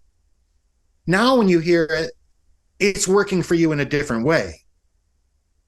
But it worked both. I mean, it probably worked 20 different ways along the past 20 years of your life, you know. And those, I mean, again, we don't need to bring up the word successful, but that's a success, you know. Yeah. That's really what you kind of would hope for. That, you know, it's like you were saying, maybe there's one person in the audience who does understand. It's like, well, that's like having one person's life over a period of time, like being put up vertically and being turned into an audience, you know. It's like, yes, right, there's people at different levels here. And if it works on those different levels, it is a problem. I mean, I don't think I necessarily have that problem, but there probably are people who think like, this is where this is the work. It's at this level and it's this thing. Any other way of looking at it is wrong. And it's not the question of like, I leave the work out of my hands and let people make their own minds. It's not the same thing at all. Because I've always been kind of annoyed by that. When people say, I let the work out and people can make their own decisions. Like, well, if they're not being nudged into some decision, you maybe haven't made anything. Maybe one person really got nudged well, and maybe another person didn't feel the nudge. But there really is a difference between things working on many levels and something just being, you know, released for your hopeful enjoyment or whatever. But you brought up I've told this story many times, but I know you'll enjoy it. I don't know if you know this guitarist Henry Kaiser. Oh yeah, sure. Yeah, he works with John French a lot. Yeah. So he's kind of been a big guy in my life, because when I was very young, he sort of has kind of protected me. But I was playing with him in 1990 in London at Derek Bailey's Company Week. And because Henry is such a Beefheart expert, like people were asking Beefheart questions and stuff. And I was like, it was the first time I had met him. So I was just sort of like standing next to him like, And some guy came up and asked Henry about I forget what song but from the period of like wasn't Trout Mask, but from that period. And Henry said, the guy asked him, he said, what time signature is this song in? And Henry said, they're all in one. And you got to remember, I was like 21 years old. That blew my mind. It really blew my mind. That was like really a heavy thing for me at that. almost like everything I knew about music just went right out the window at that point. Like, oh, Yeah. Yeah. That's beautiful. I mean, and it's the pulse. It's, I mean, it's a lot like what I got out of Calder's work. It's like that then that the line that comes down that holds everything. There's the pulse right there, and everything's in orbit of that pulse. And that's what's happening. especially like on Trout Mask and the one or two afterwards. It's there's this pulse, and everything rotates around this pulse. Orbits around the pulse. Right. Yeah. Yeah. Absolutely. I wonder if we have but that's probably not what you thought the first time you heard it. No, well, no, definitely not. It's absolutely right. What you're saying is, a successful artwork, in a sense, is something that will survive all of those multiple transformations of your personality, of who you are, I suppose, over the course of your life. And the proper way to think of yourself is as a community of people, stacked vertically across time, right? And if there's something in the work that can communicate to that entire community, that's pretty extraordinary. No, I mean, hopefully, I mean, that's really, in a way, that's really as good as you can do, really. I remember when I was like in high school, I used to, for about 8 years, I used to reread Naked Lunch every year, because I could see how my life had changed by rereading it. Like it wasn't the same book every year I read it. I mean, I didn't set out to do that. I didn't like make a plan, but like I used to reread it, and it's just like, this is not the same book. And it didn't occur to me at the time. It's like, yeah, well, you're not the same person either. Right. Well, that's the sort of thing you need to, I suppose, you need to have lived a little bit in order to understand things like that. Yeah, I mean, especially that book. But Can we talk for a minute about the way you live currently, about the process through which you're making your work at the moment? Because I understand that you're not traveling an enormous amount at the moment. You live in Japan, and you have a kind of a very work-centered routine, and to say the least. So could you take a minute or two just to describe basically what your work days look like, and how you've set that up? Basically every day. I mean, I get up, and Eiko and I have coffee, and then she goes upstairs, like in the house, because we live in the countryside now, because in order to make this happen, we had to live in the countryside, which is fine. I like it. So she goes upstairs to her studio, and then next to the house, there's a tiny little house, which is where I am now, and that's my studio. And she goes upstairs, and I come in here. I don't know what her work habits are during the day, because I don't bother. I basically come in here and usually pick up on whatever it was I was doing the day before. And that could be, I mean, it's either my own things, or a lot of my time now is doing audio restoration for a couple, not archives, estates. Like, of course, the Roland Kane stuff that I've been doing for the last few years, and a few other composers, or things are going to start happening soon. They're going to finally start coming out. So I've got, there's always that. And depending on the day, I usually start by studying. Like if it's working on like some particular DSP thing, or like some math I've got to like, what's the word for it? Like get English work on in order to do that DSP work. Or I very rarely sit down, like say, what am I going to do today? I'm always it's like, time to continue what you were doing yesterday. And within that schedule is like, okay, you're going to have to do a few hours of that and a few hours of that. And I think that's a good thing to break up the day, because I do have a tendency, like if I start, like say I was studying some particular, filter topography or something. And like, I can get really lost in that. And if I was left to my own devices, I might like do nothing but that for like 2 weeks. Like from like, if I lived alone, I'd probably be in big trouble, because, you know, I would do that and like literally just go to sleep there and wake up and start again. But, because I'm lucky, you know, like, and I basically do that until like, I usually do it like 14 hours a day. If Aiko's away, it's like 16 hours a day, but I always have to end the day. And sometimes during that, like, I'll take a break and watch a movie, especially like if it's a movie that like I don't have Japanese subtitles yet, so Aiko can't see it like yet. So I'll catch up on that. But I always make sure the end of the day is a movie before going to sleep.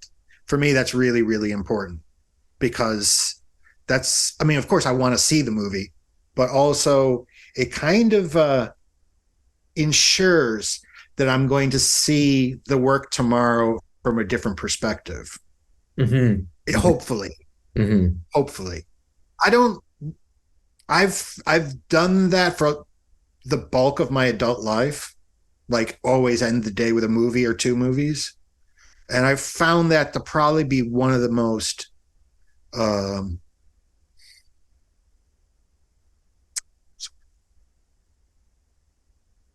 not helpful. I really think I really think it's helped.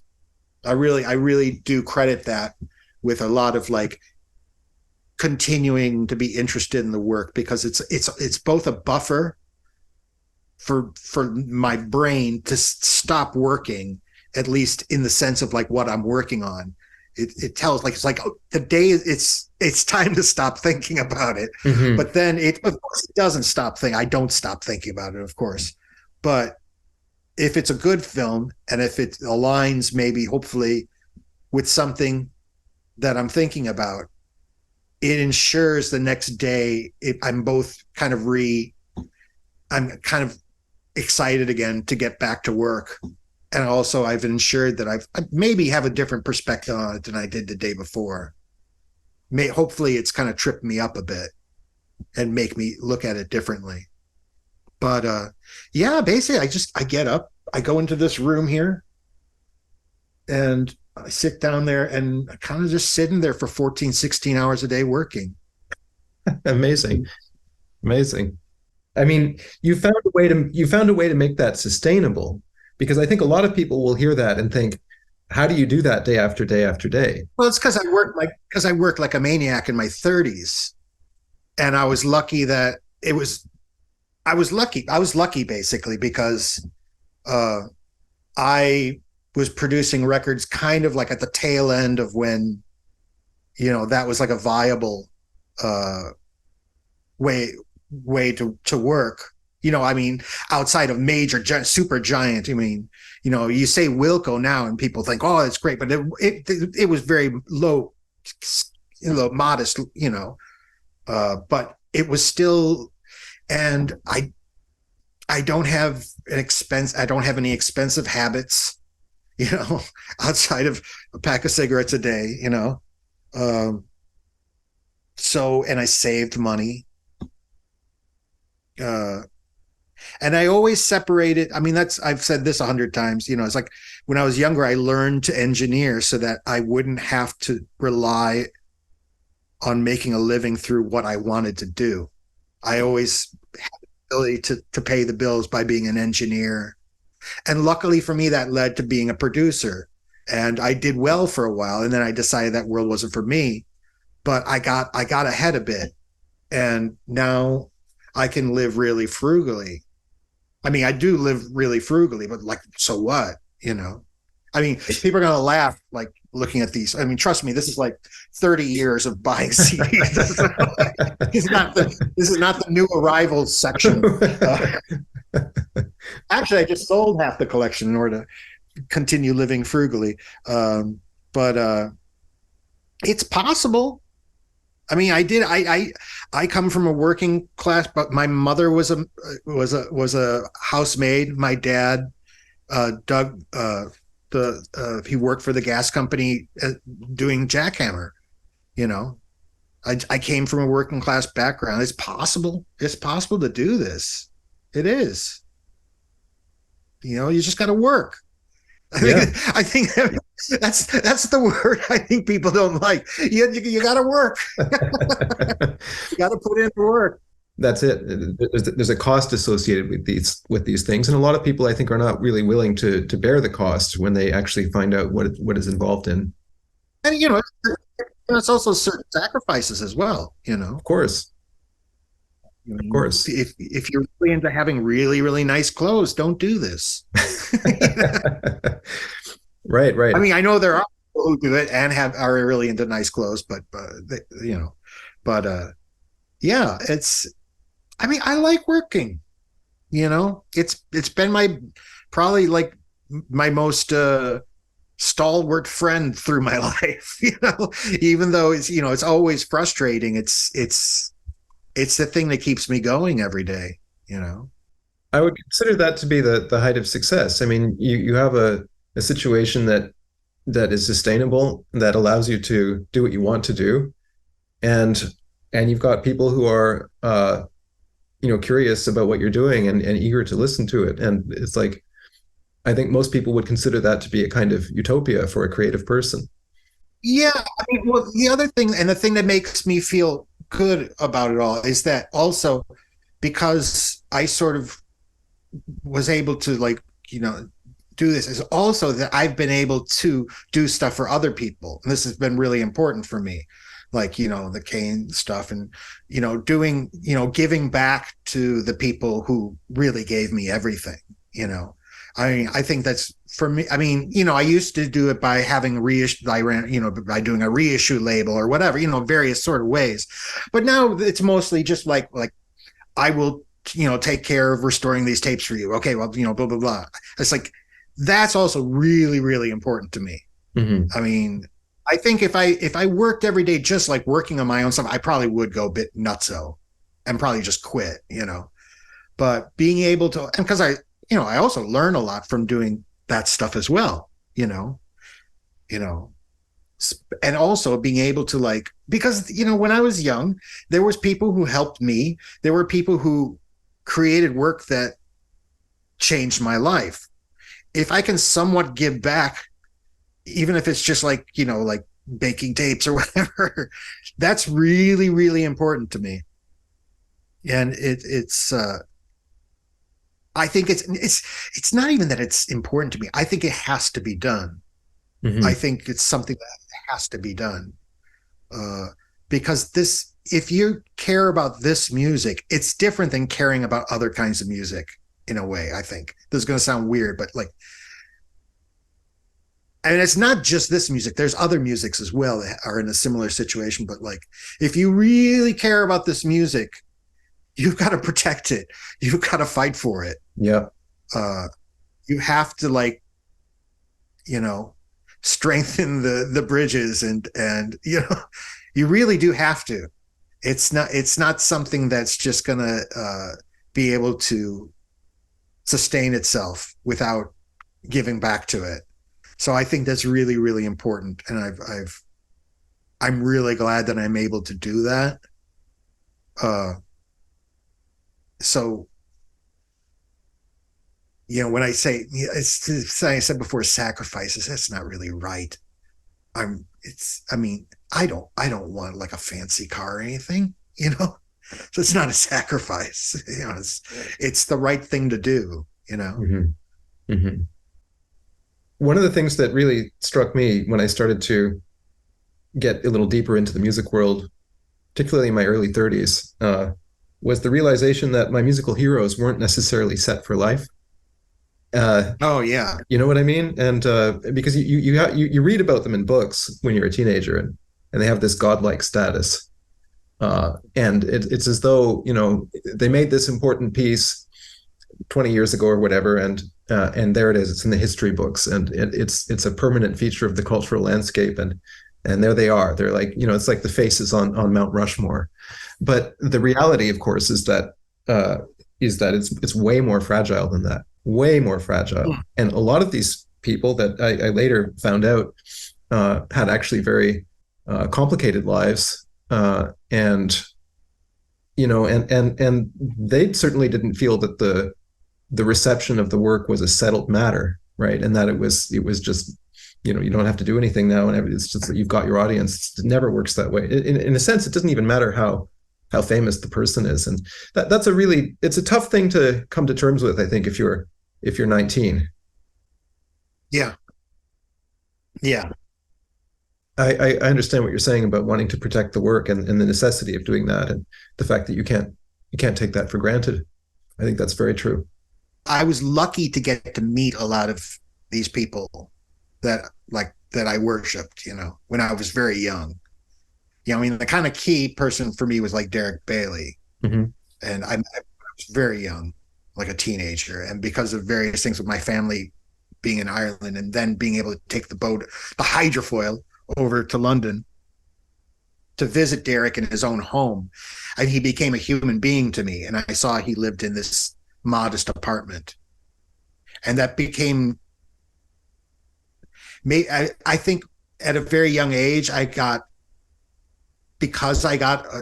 wasn't even a reality check. Cause obviously, no one's thinking that Derek Bailey's around, like driving around in a Bugatti or anything, but like having like a sort of reality, like seeing him in his kitchen, okay, this is what this is. Okay. I think I was very, very lucky to get that lesson very young. But then later in life, when I would meet people later in life who were, in the situations like you're talking about, there was definitely people who, like people who were older than me that I work with later, and it was like, wow, this is rough. Yeah, definitely. Yeah, no, I think it's hard to get a measure of just how difficult it can be if you're not there, which is one of the reasons why I talk about Webern so much, because like, he had just the worst life you can possibly imagine. I think just the trajectory of it is catastrophic, and it's like, it's I'm sorry to be laughing, but it is sort of true. It's like, it's almost comical. Tragic. Yeah, it's almost like a bad novel. It seems improbable, and then the bit at the end about being accidentally killed by an American soldier and all of this, it's like it's not credible. But it's useful to remind people of this, I think, just if only to appreciate better the conditions that we have today, where virtually nobody has to, in the Western or developed world, has to experience things like that. So you've been extraordinarily patient with my questions, and I'm honored that you would even think of me. Seriously, you talk about serious stuff. I really have enjoyed. Maybe 3 years ago was the first time I saw your videos.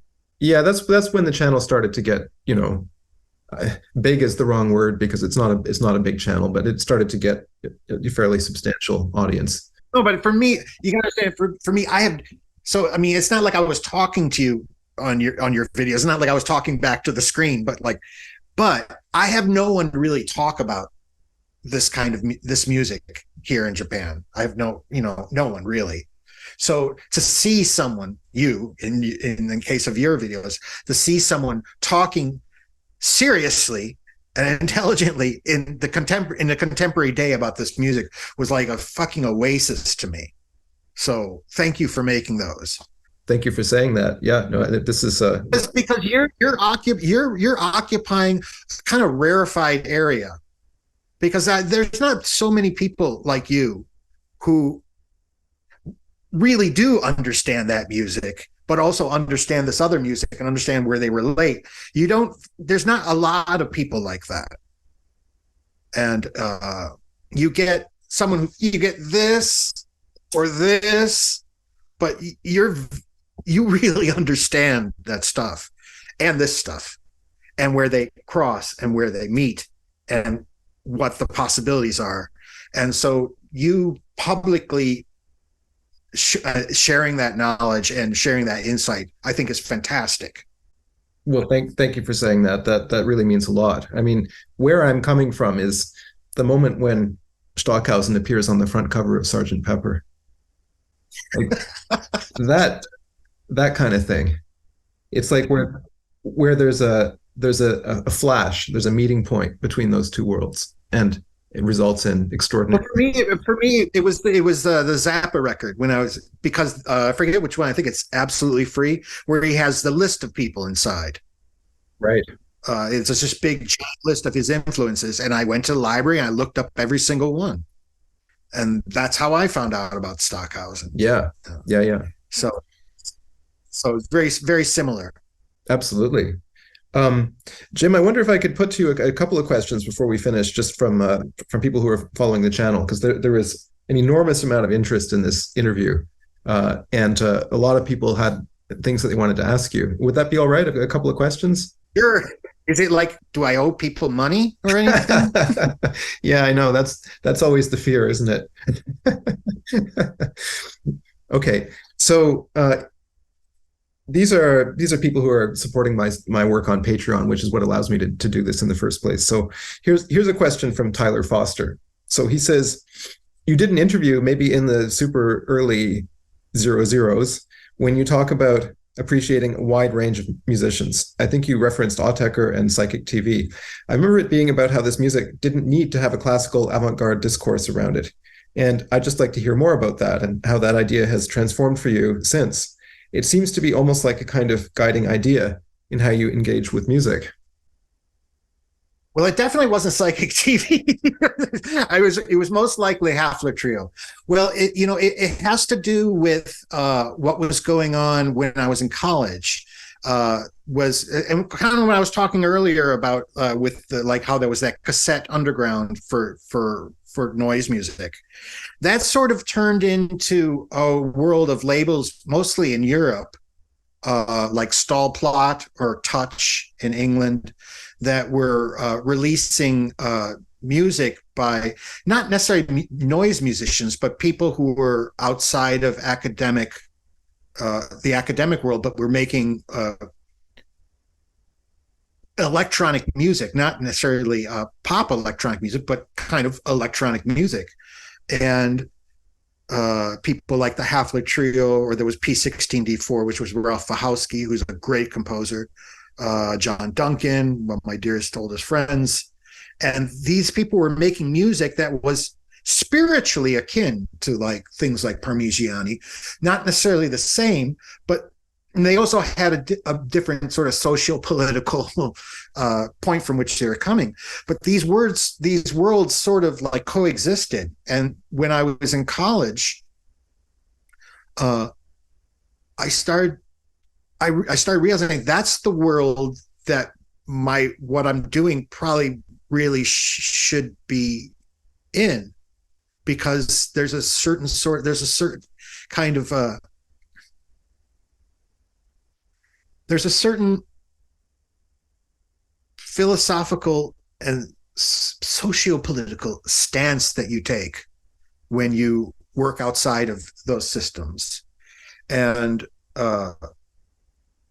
so for me, someone like Ralph Wachowski or Autechre, who are in a different world, they're making great work that could exist let's say it could exist in another world, but in terms of context needs to be in this other world. But the work is fantastic.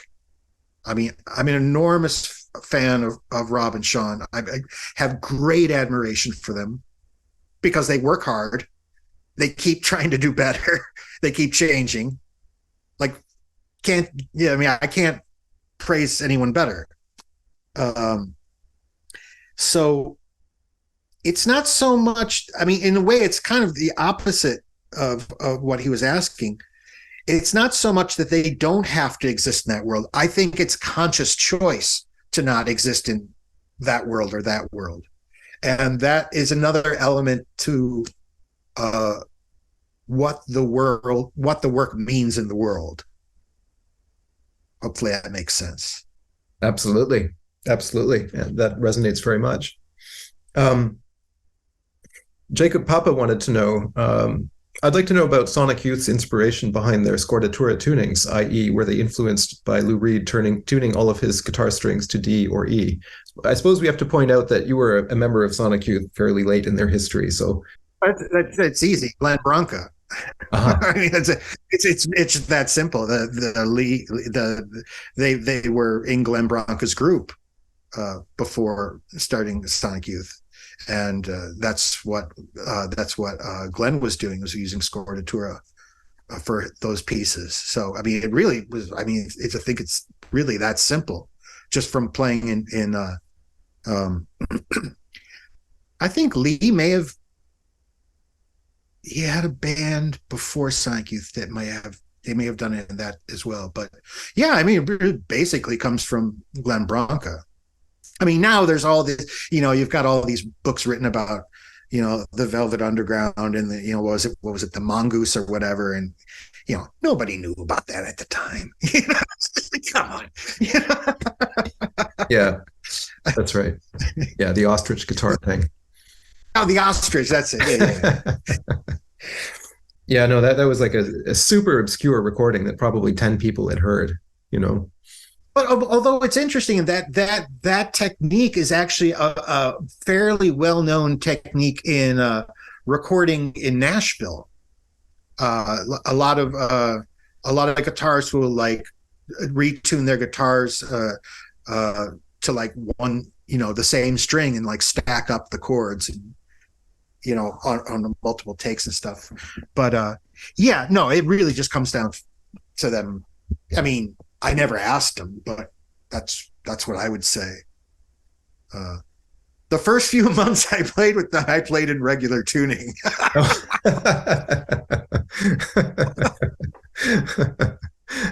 Well, because I was only the first tour I did with them, I was mostly playing bass. And there was only a handful of songs I had to play guitar on, and it was easier for me to learn them in regular tuning than for them to have to bring 5 more guitars out on the road for various tunes. but yeah, this guy comes down to Glenn Branca. Yeah. Okay. Thank you. And probably Reese Chatham as well. Yeah, right. There's the additional problem of having to have different guitars for every single song, and then multiplying that by the number of members in the band. And yeah, that's the logistics behind that are pretty astounding. Theo wants to know, I'm interested to know if Jim is inspired by or has some connection to the idea or practice of deep listening. I would also love to hear him discuss his experience collaborating with Keiji Haino, if there is time. The deep listening thing, I'm not. Yeah, that's not. That's the actual. What happens in deep listening is fine. I call that listening.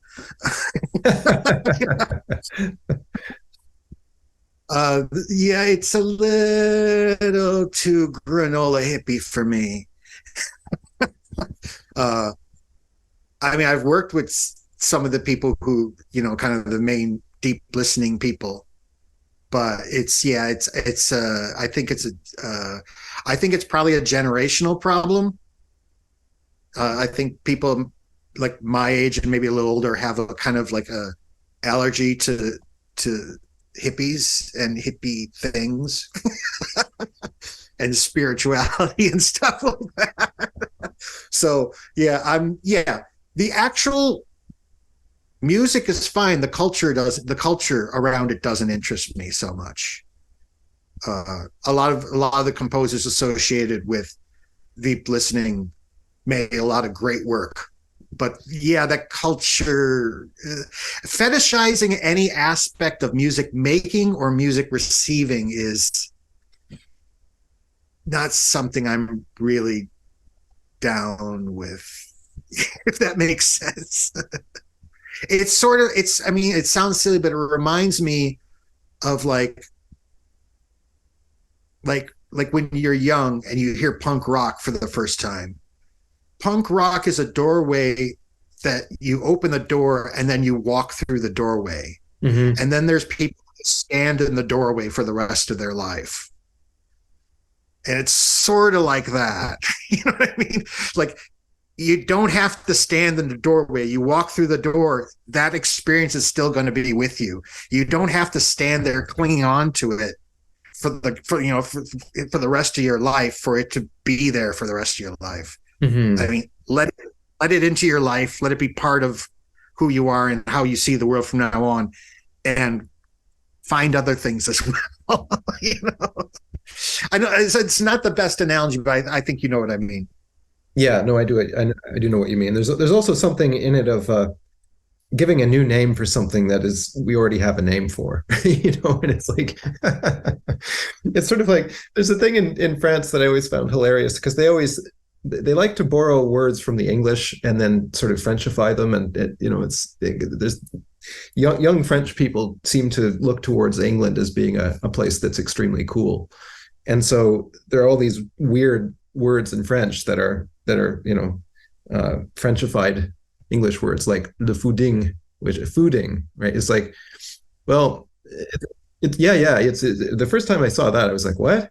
And it's their sort of hip way of talking about going out and eating food, but in a way, I suppose, that's slightly more conscious, perhaps, of it as an experience. It's like, well, you're just kind of talking about going out for dinner. It's like, it's like you would want it to be good food. I don't know that we necessarily need to borrow a word from the English, but anyway, it's just kind of, that's what comes to mind when I hear about deep listening, because what's wrong with listening? Yeah, I mean, I understand it has implications, but it has implications I don't necessarily like. But there's been plenty of good music that's been called deep listening or whatever. There's plenty of great work. There's like some of the early 80s Paulina Alvera's pieces where the accordion pieces where she's using a delay system. I forget the name. There's 2 or 3 pieces during that time. They're really, really fantastic. And I really like her early that number series that she did at the, was it 1 of 2, 2 of 5 or whatever. Those are really, really fantastic. But yeah, the culture around it doesn't really. And I got to work with Stuart Dempster a bit when I was in the Merce Cunningham company, and it was really, really great working with him. So I'm not getting down on deep listening people. Right. Just even the need to use that word. Yeah. Rather not go there. Fair enough. We could go on for hours, and there are hundreds more things I'd like to ask you, but nevertheless, we're carbon-based life forms, and at a certain point we have to get off Zoom. But it's been an absolute thrill getting to talk with you, Jim. And please, I'm really, really grateful you even could that you even knew of me, but that you would even consider me is really, I'm really, really grateful. Well, I've been listening to Hands That Bind on repeat. I think it's one of the most beautiful things I've heard this year, and I certainly encourage everybody to go out and listen to it. Oh, thank you. It's it's an extraordinary piece of work, incredibly beautiful. So, okay, well, we'll do it again sometime, I hope. And yes, and let's talk about Haas's beard. Yeah. See, I didn't know he grew a beard. This is interesting. You should see it. You should see it. It's pretty wild. I'm gonna have to do a reaction video about that. I was like, what the? Yeah, I had my own personal reaction video. Yeah. Right. Well, have a great day. You too.